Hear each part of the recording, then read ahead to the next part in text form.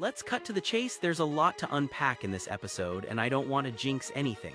Is this the return to form for Game of Thrones? Could it even be the best season yet? All jokes aside, this show completely caught me off guard, like finding out your best friend eloped in Vegas without telling a soul. If you're new to Movies and Series Reset, this is where we dive deep into the lore, connections, and hidden details you might have missed in A Night of the Seven Kingdoms. Spoiler warning, there may be spoilers for things beyond this first season. Every like, comment, and subscription helps our channel grow, so if you're enjoying this, don't forget to follow and subscribe to Movies and Series Reset. Now, let's talk about Lionel Baratheon and that Maester looming over Dunk like a pair of disappointed parents after a night out. You might think this is Maester Yormwell, the one Prince Baelor Targaryen wanted to examine Dunk after dealing with Prince Mikar. But since Baelor didn't survive, that order never came through, so this Maester is from House Baratheon. And that moody jazz music kicking off the episode, that's entirely new for Game of Thrones, proving this series isn't afraid to carve its own path. The song during the end credits is Tennessee Ernie Ford's 1955 recording of 16 Tons, a haunting tune about a coal miner crushed by systemic poverty and the struggle for dignity in a world where the little man is treated like property. It perfectly captures Dunk's world, one where freedom is an illusion and the common man is trapped in an endless cycle of hardship. This scene between Lionel and Dunk, not in the books. Neither is Lionel's claim that the tournament was wonderful. For Dunk, it was anything but. But for Lionel, history will remember him as a valiant warrior who stood for honor in one of the most legendary tournaments in the Seven Kingdoms, or should I say 9. We'll get to that. Life at Storm's End, the heart of House Baratheon, is dull for Lionel. What he really wants is a friend like Dunk, someone to hunt, hawk, and make merry with. He even invites Dunk back to Storm's End and asks if he's ever visited Tarth, the island just east of Shipbreaker Bay. You might remember Brienne of Tarth from Game of Thrones' George R.R. Martin confirmed she's a direct descendant of Duncan the Tall. While the exact lineage isn't spelled out, one popular theory suggests Dunk had an affair with one of Egg's sisters. So far, we know Dunk had 3 brothers, Daeron, Aerion, and Aemon, but he also had 2 older sisters, Daela and Rhea. The theory goes that one of these princesses was married off to House Tarth to hide a bastard child, explaining Brienne's towering height and why Dunk's shield ends up in the Tarth armory in a feast for crows. Lionel's Maester says Dunk's wound has mortified, meaning it's gone gangrenous. The Maesters suggest boiling hot wine to cleanse it, but Lionel isn't having it. He even drops the line, "The others take me," referencing the White Walkers, who, at this point, are just boogeymen to the Knights of the Seven Kingdoms. I love how this scene is set against a hedge and a large elm tree, a fitting backdrop for a hedge knight whose sigil is emblazoned with one. And let's not overlook Lionel's stag crutch, a nod to his house.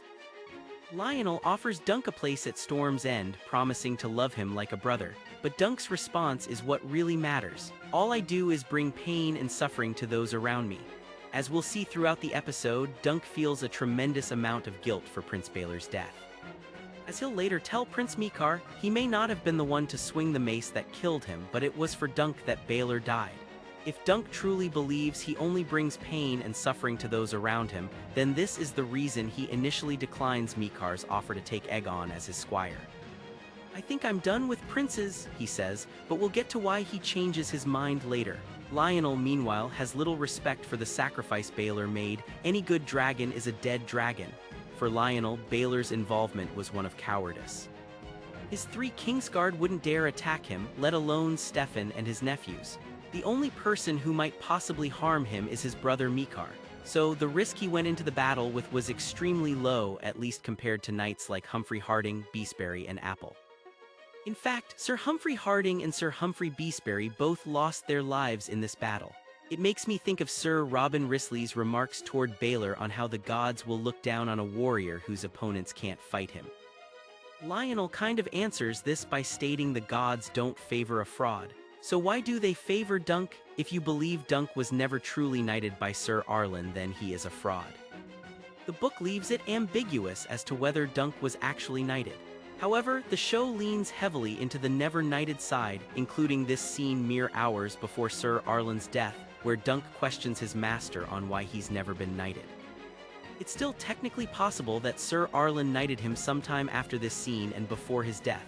However, Dunk's hesitation to knight Raymond Fossaway in episode 4 and that weird cut to Sir Arlen looking at him like, "What do you want me to do?"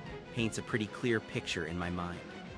On the question of his knighthood, George R.R. Martin has stated, Dunk is a very special case.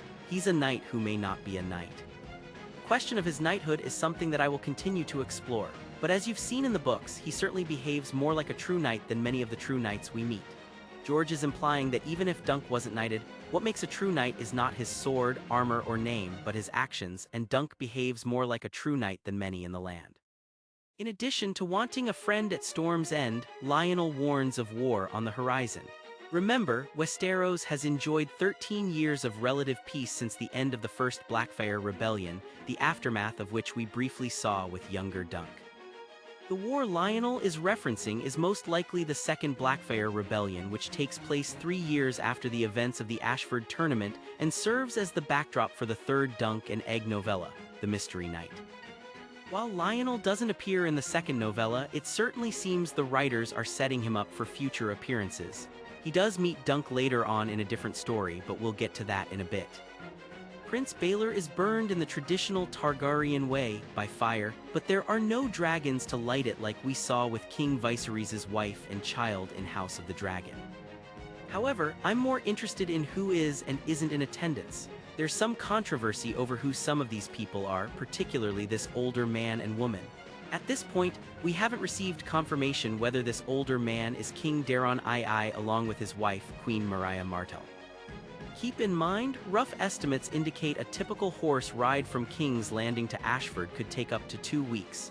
If it is the king, then why aren't Baelor's second son, Matarese, and wife, Jenna Dendarian, at the funeral? They'd presumably be at home in King's Landing. Some might also say Miriah Martell was known for her black Dornish hair, but at her age, it would be natural for it to turn gray. I should also mention you can briefly see this older man in the episode's tag walking in the background. Surely the king wouldn't be subjected to walking and would have his own royal carriage. All the book says about King Daeron's presence is the following. Baelor had been the finest knight of his age, and some argued that he should have gone to face the dark clad in mail and plate, a sword in his hand. In the end, though, his royal father's wishes prevailed and Daeron II had a peaceable nature. That's it. It doesn't state whether these wishes were received in person or via Raven from King's Landing. From left to right, we have the Ashford Septa, who made a plea to the gods for justice before the trial last episode. Then there's Manfred Dendarian. Jenna Dendarian, one of Manfred's relatives, was married to Baelor, so it makes sense someone from the Dendarian family would be in attendance. As for the 2 white-haired girls in the background, it's purely speculation, but it's possible they could be Mikar's 2 daughters, Daela and Rhys. The silver-white hair definitely seems like a deliberate choice by the creators. If they wanted them to be random nobles, why go out of the way to make their hair white? Next is Baelor's eldest son, Valar Targaryen, now first in line to the Iron Throne. Next to him is almost certainly his wife, Keira of Tyrosh. While her specific hair color isn't defined in the book, the Tyroshi are said to commonly dye their hair pink, blue, green, or scarlet. When Prince Aerion dies due to the Great Spring sickness that sweeps across Westeros over the next few months, Keira gets to marry his cousin Daeron the Drunk. Lucky girl. Of course, there's Aegon Egg Targaryen looking his best in his black Furisk beret, and his father, Prince Mikar. Rounding out the attendees are 2 members of the Kingsguard, Sir Donal of Duskendale and Sir Roland Crakehall. Where is the third, you might ask? Sir Willem Wilda was carried from the tournament, unable to feel his body, implying he was paralyzed in the Trial of 7. Prince Aerion was also not in attendance, as he was recovering from his injuries sustained during the tournament. In the book, Dunk attends the funeral, but here the writers have him watch from the cliff below, only coming up after it's all over to see the Silent Sisters collecting the prince's ashes. He'll have a rather somber chat with Valar, who makes the sad observation that not many children bury their fathers. Why is it that the gods took a man who could have been the greatest king since Aegon the Conqueror, but spared this lowly hedge knight? Dunk ponders this too, and it's something he'll struggle with in his journey to come. As the attendees tear down their stalls and pavilions, we can see all the looks Dunk gets. This isn't the hero's recognition he thought he would get by becoming a knight. As Prince Mikar will later state, Dunk will forever be associated with the death of a great prince, one whose future was never realized. Our boy Raymond, this season's MVP, gives Dunk an extremely awkward hug. We're left to find that his cousin Stefan Fossaway, the man who betrayed Dunk at the last moment to join Prince Arian's side, has packed all his things and headed home, leaving Raymond with almost nothing. It's got to be pretty embarrassing losing to your younger cousin in the first trial of 7 in over 100 years. We finally get a shot of Raymond's green apple shield. Before the trial, he had it painted from red, saying he'd rather be an unripe green apple than a wormy red one. To top it off, he thinks he might have broken one of Stefan's ribs. And wouldn't you know it, Raymond snagged the prettiest lady of the night who was previously canoodling with Lord Manfred Dendarian. She's only been with Raymond for a few nights, and the fact that she says she's now with child means that it's probably not Raymond's but Manfred's. I feel like this should be on the cover of Westeros Inquirer or something.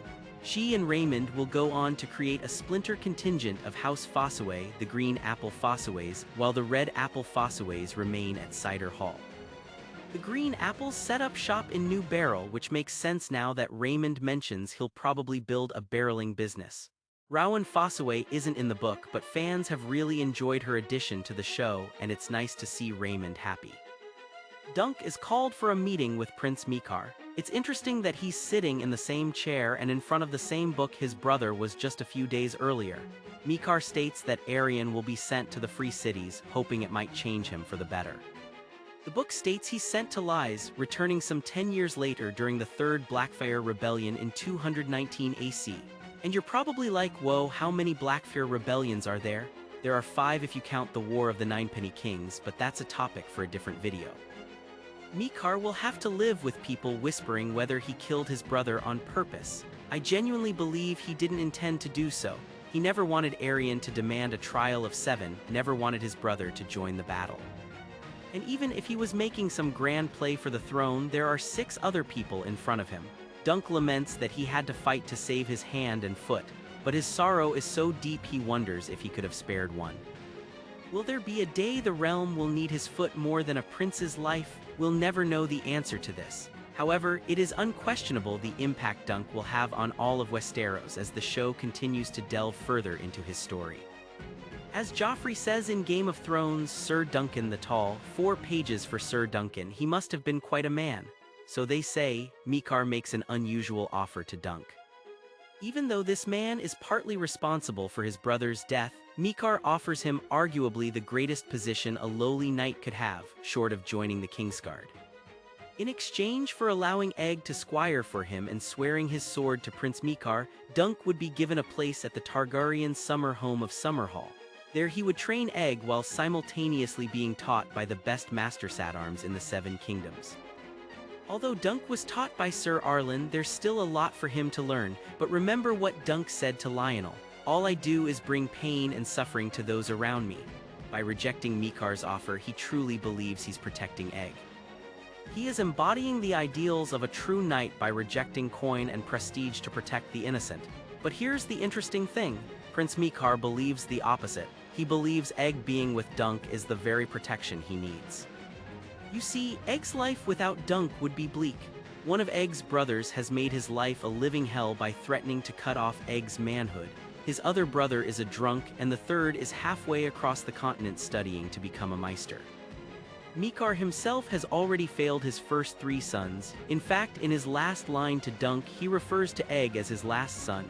This has a heart-wrenching double meaning. Not only is Egg Mikar's literal last son, as in youngest, but he's figuratively the last one who can still be molded into something other than a failure. Dunk has to break Egg's heart by telling him he can't take him on. It's also interesting that Egg lies to Dunk about spying on his conversation. Lying has been a common thread for Egg. It was a lie that started this season, and it'll be a lie that ends it. For just like Egg hid the real reason he wanted a squire for Dunk, Dunk hides from Egg the real reason he can't take him on as a squire. Then there's the final lie. In the episode's tag, we'll see Prince Mikar furious that Egg has run off after Egg explicitly told Dunk his father allowed him to come. The book never tells us what Prince Mikar's actual decision is, just that he finally turned and walked away, never speaking a word after his final talk with Dunk. So, it'll be interesting how the show navigates this going into Season 2. Dunk's flashback with Sir Arlen tells the tale of the penny tree origin. When men of House Penrose would go off to war, they'd pin a penny to the town's tree, only to retrieve it once they came back. The thing was, many of these soldiers never came back, leaving the tree filled with hundreds of pennies. So it's a fitting homage to his former master when Dunk leaves a penny on the tree he slept under at Ashford Meadow. It also suggests he may one day return.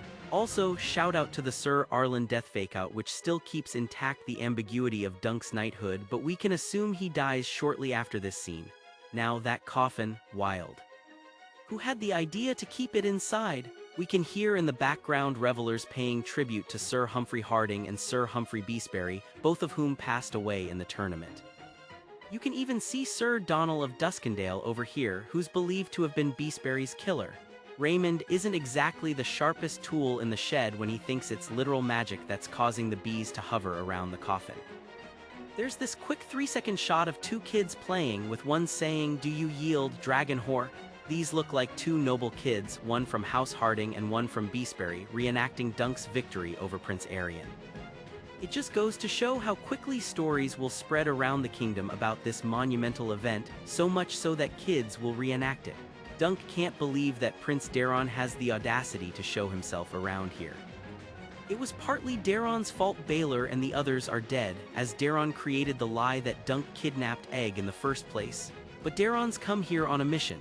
He wants Dunk to reconsider taking Egg on as his squire. He, like Mikar, believes if Egg stays with him, it won't be any good. No doubt we'll make a man of him too, he says.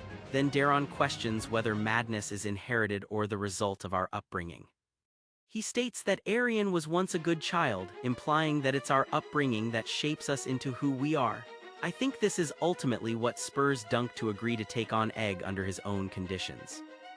He also knows his own life was shaped by Sir Arlen. Maybe he can shape the life of a young prince. This ends up being true, as Egg will go on to become King Aegon V, known as a kind and approachable man beloved by the Smallfolk.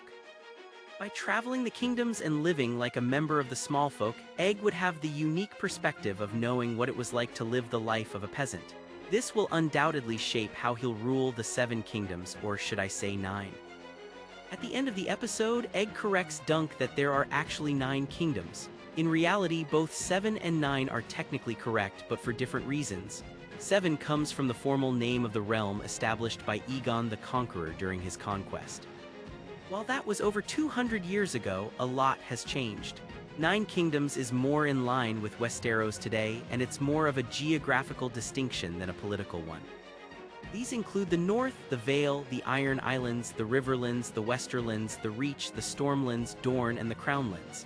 So, by correcting Dunk here, Egg is basically showing off how he's a history buff, and using the technical reality of how the Targaryens actually governed the continent at the time. Perhaps the most audacious scene not found in the book is the addition of Egg going to kill his brother. Moments earlier, he looks at himself in the mirror, seeing the stubble of his white hair coming in, a reminder of everything he hates. Remember that part of the reason he shaved off his hair was that he didn't want to be associated with his brother Arion. "I cut it off, brother. I didn't want to look like you."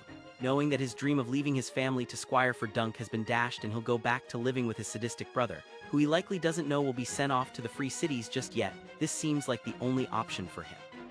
Remember, throughout the season, Egg called for the death of his brother. Kill him, I wish Duncan had killed him."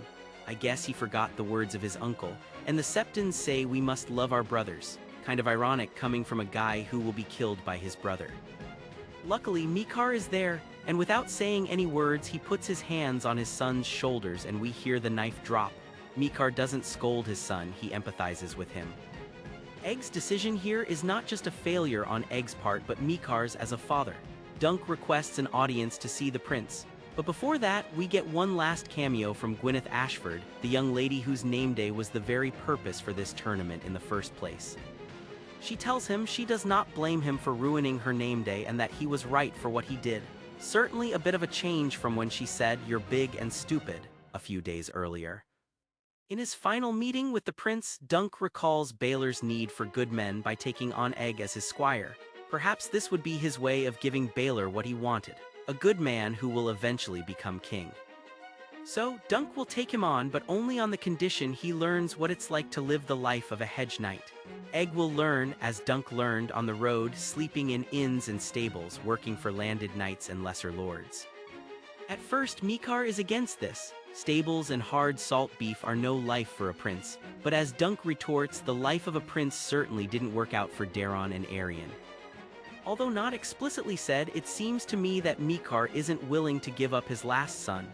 Thus, Dunk ventures to continue his journey on his own. That is, until Raymond comes offering a gift. His old horse, Sweetfoot, who he sold for new armor. Now, Dunk did promise to buy Sweetfoot back if he won the tournament, but Dunk didn't win the tournament. He simply won the right to keep his hand and foot by winning the Trial of 7.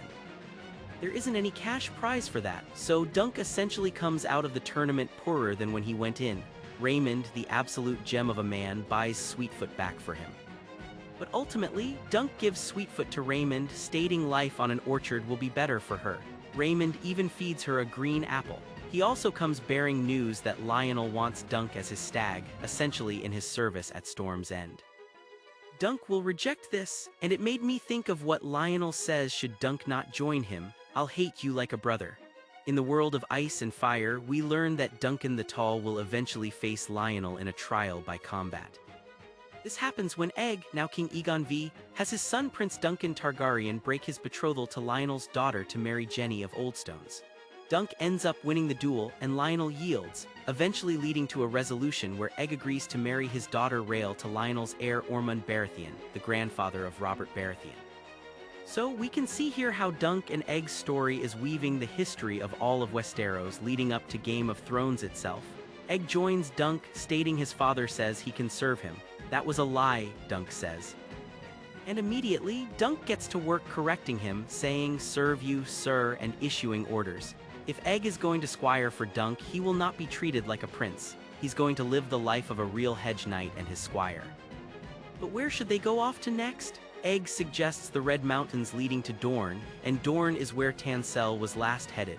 The Red Mountains were actually mentioned in Episode 1. It was where Sir Arlen served Manfred Dondarrion's father in his hunt for the Vulture King.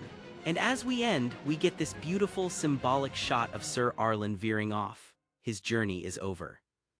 Meanwhile, Dunk and Egg travel off together into the sunset. You might even see Dunk giving one final glance to his former master. Season 2 has already started filming, and with these shorter episodes, HBO plans to release a new season every year. Season 2 is set to cover the second novella, The Sworn Sword, which puts Dunk and Egg in the middle of two rival houses. Now, after we get this new title, A Knight of the Nine Kingdoms, there's this fun tag of the Targaryens heading back home. Arian is still wounded as all hell, and you can even see Daron holding a sack of wine for the road. We end on Prince Mikar furious that Egg is nowhere to be found. There are so many ways this show circles back to the beginning, and it's so refreshing to see that great storytelling is back in Westeros. What did you think of A Knight of the Seven Kingdoms? Let us know your thoughts and theories in the comments below. Thanks for watching, and don't forget to follow and subscribe to our channel, Movies and Series Reset. Until next time, remember, the night is dark and full of terrors, but the stories, they're just getting started.